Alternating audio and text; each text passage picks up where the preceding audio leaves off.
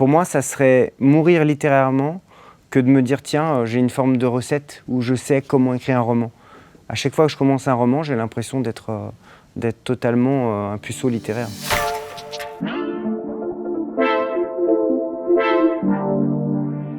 Bonjour David Fuenquinos, bienvenue dans l'Avant-Claque. Bonjour. Je suis ravie de vous recevoir aujourd'hui pour votre dernier roman qui vient de sortir, qui s'appelle La famille Martin, aux éditions Gallimard, comme il est maintenant d'usage. Oui, c'est mon premier éditeur depuis. Ouais. J'avais envoyé par la poste. Et d'ailleurs, ça avait été complètement fou à l'époque parce que j'avais été refusé partout. Et j'ai reçu un coup de fil du comité des éditions Gallimard. J'ai cru que c'était une blague. Mais non, le seul éditeur qui a voulu de moi pour mon premier roman, c'était Gallimard. Enfin, c'est Jean-Marie Laclaftine. Et c'est vrai que depuis, forcément, voilà, c'est mon éditeur depuis 20 ans presque. 20 ans. 20 ans, et si j'ai bien compté, 16 romans? Je crois que c'est... Oui, ça doit être ça. Ça commence à faire, là. Ouais. Faut que j'arrête? Bah non, pas du tout, mais comment ça... Qu'est-ce que ça fait d'être un vétéran dans la... C'est assez drôle comme question, parce que c'est vrai que je vois plein de nouveaux auteurs, quand je vois la page du même auteur, je me dis j'ai déjà écrit tout ça. Ça m'inquiète un peu. Et en même temps, voilà, il y a plein d'écrivains qui écrivent un livre par an, comme Amélie Nothomb par exemple. Donc j'ai encore de la marge. Je sais que écrire, je fais d'autres choses, cinéma, théâtre, mais écrire des romans, c'est vraiment c'est toute ma vie. Le narrateur de La famille Martin vous ressemble énormément. Oui. Il est écrivain lui aussi. Il a eu le prix Renaudot lui aussi, il y a quelques années. Ouais. Il est en énorme panne d'inspiration, genre gravissime. Et ça, vous allez nous dire peut-être si c'est aussi inspiré de votre vraie vie ou pas. Et c'est pas la première fois que dans vos romans, il y a des personnages comme ça qui vous ressemblent, en fait, des narrateurs qui vous ressemblent. D'où vous vient cette envie de jouer avec le lecteur entre le réel et l'imaginaire? En tout cas, c'est vrai que j'ai plutôt écrit des fictions jusqu'ici. Et là, tous les premiers retours de lecture sont autour du questionnement, de savoir si c'est vrai ou si c'est pas vrai, si c'est moi ou pas moi, si j'ai vraiment fait ce qui se passe dans le livre, puisque le point de départ, c'est un écrivain qui n'arrive pas à écrire, en tout cas qui n'a plus d'idées ou que la fiction n'intéresse plus, et il décide de descendre et d'arrêter la première personne qu'il croise dans la rue pour en faire le héros de son roman. Et donc, est-ce que j'ai fait ça ou pas ça? C'est vrai qu'on me pose beaucoup la question. Et le point de départ est vrai, c'est quelque chose que j'ai fait. Ah ouais? Ouais. Dans un moment de vrai désespoir Alors pas du tout de désespoir, plutôt d'amusement. Et en tout cas comme une sorte de... J'ai toujours été excité par le mouvement Oulipo, le rapport ludique à la création, à la littérature. Ça ne m'empêche pas dans ce roman de ne pas faire l'économie de sujets qui peuvent être compliqués ou douloureux. Mais j'ai vraiment voulu que la tonalité principale de ce livre soit ludique. Ok. C'est très construit, c'est un roman qui est en même temps très construit, donc c'est vrai qu'il y a cette impression de récit-vérité et en même temps une vraie construction. Et vous écrivez aussi beaucoup de scénarios, je crois que vous prenez beaucoup de plaisir à écrire des scénarios, vous réalisez aussi des films. De quelle manière l'écriture de scénarios que vous avez commencé après être devenu romancier impacte votre écriture romanesque? J'ai l'impression que ça impacte pas tant que ça. Pour moi, ce sont deux choses différentes parce que c'est vrai que le scénario, il y a une sorte de nécessité de la performance narrative. Il faut être dans l'action, dans le concret. Ce qui me fascine, ce qui me touche, ce dont j'ai besoin dans la littérature, c'est justement les respirations, l'ailleurs, aller au plus près de la psychologie des personnages. Et j'ai besoin du roman, j'ai besoin de raconter des personnages sans forcément, sans être par le prisme permanent de l'action. Ce livre-là, c'est vrai qu'il y a un questionnement sur la fiction. C'est beaucoup inspiré des choses que j'ai pu entendre, de réalité. Quand vous faites des rencontres littéraires, beaucoup de lecteurs viennent vous voir en vous disant « vous devriez aussi écrire ma vie ». Toute vie est passionnante, c'est vrai. Et donc c'est vrai qu'il y a beaucoup de choses que j'ai pu collecter à travers, et que je retraduis à travers les personnages de ce livre. Donc vous prenez des petites notes en loose dé? Oui, alors je ne suis pas un psychopathe de l'autofiction. Je suis plutôt quelqu'un d'assez secret. Enfin, on peut passer du temps avec moi sans finir dans un roman. Ça, c'est certain. Donc, j'ai pas... la nécessité pour ce qui est le plus important pour un écrivain, ça demeure, il me semble, la curiosité, le besoin de comprendre les choses, de les digérer après. Et donc... je passe sans cesse mon temps à essayer d'écouter des histoires, de m'intéresser à tout ce qui potentiellement au départ ne m'intéressait pas. Et donc il y a comme ça je vais pas dire pas un résumé de tout ce que j'ai pu ressentir ces derniers temps, mais j'aborde beaucoup de thèmes dans le livre qui sont liés à toutes ces rencontres. Et vous vous sentez libre de tout utiliser ? Il y a beaucoup d'écrivains qui disent quand vous dites quelque chose à un écrivain, il faut vous lui donner quoi. C'est pas pris, alors non, mais moi, très honnêtement, c'est un livre qui est grandement fictionnel. Et donc, il n'y a pas d'interaction réelle avec... même les noms des personnages ou les inspirations ont été changés. Et puis, c'était un amusement pour moi. C'est que cette famille Martin, va interagir est complice totalement, va interagir avec le narrateur et va aussi modifier son destin. Va vouloir être intéressante. C'est aussi un roman sur la nécessité permanente que nous avons du divertissement, cette soumission au divertissement. Il faut être intéressant, il faut être palpitant, il faut avoir envie de tourner les pages. Alors c'est vrai que mes personnages n'arrêtent pas pour épater ou pour exciter l'écrivain que je suis, d'essayer d'être intéressant. Et donc l'écrivain qui rentre dans cette famille va modifier totalement le destin des Martin. Est-ce que ça, il y a quelque chose... peut-être qui joue un peu en miroir avec les réseaux sociaux, où en fait, dans la mise en scène perpétuelle de soi-même tout le temps, on devient tous, d'une certaine manière, des petits personnages qui essayons d'être le plus divertissant pour, je sais pas, qui c'est follower, qui c'est... Non ? Est-ce que ça vous a traversé l'esprit, ça ? Je trouve ça très juste. Ça m'a pas du tout traversé l'esprit. J'ai pas du tout pensé en ces termes de modernité. Mais la nécessité de se représenter et d'être attractif, c'est le cas des personnages dans la famille Martin. C'est vrai qu'il y a un reflet total, vous avez raison. Heureusement que je fais cette interview, je viens de comprendre mon livre, sa dimension sociologique.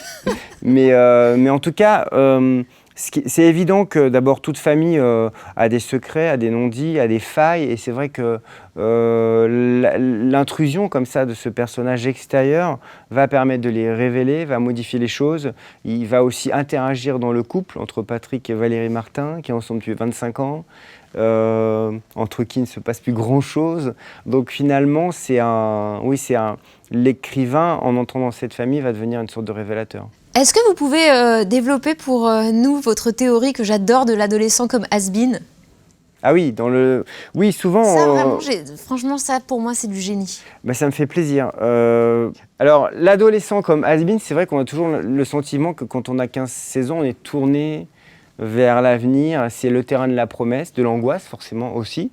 Mais c'est vrai que mon narrateur, en décryptant un petit peu cet adolescent, extrêmement typique, un peu mollasson, sans grande excitation particulière, pour rien, il se rend compte que la difficulté de l'adolescence, c'est d'avoir été une sorte de roi déchu, comme un chanteur qui aurait fait plein de tubes et qui se retrouve totalement has-been, puisque l'enfant, c'est le terrain absolu de la consécration, de tout ce qu'on peut faire. Je veux dire, même Bailly au Roté, c'est un chef-d'œuvre. N'importe quel dessin, c'est du Chagall. Donc forcément, quand on est confronté à la réalité après de l'adolescence, il y a quelque chose de la chute terrible. Et je pense que c'est ce qui propulse l'adolescence dans une espèce de dépression léthargique. On est boudé par son public, quoi. On est boudé par son public. Et finalement, l'âge adulte, si on continue à filer cette métaphore, ça serait une sorte de comeback. Ah, comeback si tout se passe bien. Si tout se passe bien. Ouais. Il y a des comebacks un peu foireux parfois. Vous, votre comeback, ça va ? Je sais pas, je peux pas juger, mais moi ça va, oui, ça va. Vous êtes bien dans vos baskets ? De mieux en mieux, j'ai été vraiment un adolescent extrêmement... j'étais totalement dépressif et ingrat. Hein. Bien sûr, parce que vous étiez un has-been. En fait, c'est un roman autobiographique, je suis un peu dans tous les personnages. Oui, on ressent un peu ça, hein. Et dans les personnages féminins aussi, je pense aussi beaucoup, il y a une empathie immense envers les personnages féminins et ce qu'elles ressentent. Mais au final, le roman... j'ai pas cette excitation démoniaque et de la toute-puissance. Au contraire, je pense que l'écriture de roman, c'est un terrain absolu de fragilité, mais qui me convient très très bien. Je n'ai jamais écrit en étant très, très assuré. Et plutôt dans l'incertitude. Et c'est vrai parce que trop de liberté alors ? Trop de possible ? Non, parce qu'on est confronté à ses propres limites quand on écrit. En tout cas, ce roman-là raconte aussi tout ça. Le laboratoire de l'écriture d'un roman. Oui. Et c'est aussi ce qui m'intéressait, c'était de voir un écrivain en relation avec ses personnages, comment il est soumis parfois à ses personnages, comment parfois il les manipule, d'être en permanence en interrogation sur l'intérêt ou pas de son roman et de savoir voilà, ce qu'il peut raconter. Est-ce qu'il peut dévoiler certaines choses, pas dévoiler certaines choses? Je trouvais que j'avais vraiment envie d'écrire un roman sur le roman. Vous écrivez dans le livre que le bonheur n'intéresse personne, qui est une déclaration pour moi tout à fait fouinquinocienne. Ah bon? En même temps, oui, c'est vrai que... Enfin, en tout cas, c'est difficile de raconter le bonheur. Mais c'est tout ce que vous faites dans votre littérature, vous. C'est d'essayer de... Pas toujours. Quand j'ai écrit Charlotte, on était dans la tragédie. Il y a certains... Mes derniers livres de sœurs ou vers la beauté. Mais en tout cas, si je raconte pas systématiquement le bonheur, parce que le bonheur ne m'intéresse pas tant que ça, j'essaye toujours, peut-être malgré moi, peut-être parce que j'étais gravement malade dans mon adolescence, d'aller vers une sorte de lumière ou d'aller vers quelque chose de positif. Mais c'est même pas une sorte de, comment dire, de caractère voulu ou qui m'est propre. Peut-être que c'est une sorte de trame inconsciente. Mais je suis certain que le bonheur n'intéresse pas beaucoup. Et c'est vrai que ma famille Martin va plutôt aller vers les noirceurs, vers les difficultés qu'elles n'ont pas résolues, va plutôt me raconter des choses. Je trouve que rien n'est plus difficile que de raconter le bonheur. Pour moi, la meilleure version narrative du bonheur, c'est dans les choses de la vie. Quand Romy Schneider sort à un moment donné de la pièce et que Michel Piccoli écrit quelque chose de magnifique sur la machine à écrire, alors qu'elle est en train de travailler et qu'elle revient et qu'elle voit une déclaration d'amour. Je trouve qu'en 2 plans comme ça, il y a tout l'éclat de la beauté et de la sensualité. Je trouve que ça, c'est très difficile à faire. Mais vous continuez d'essayer. Le livre est décrit comme une comédie. Il est clairement ludique par le ton du narrateur, par sa façon d'essayer tout le temps d'agencer l'histoire et de vouloir réussir à faire un roman avec cette famille Martin.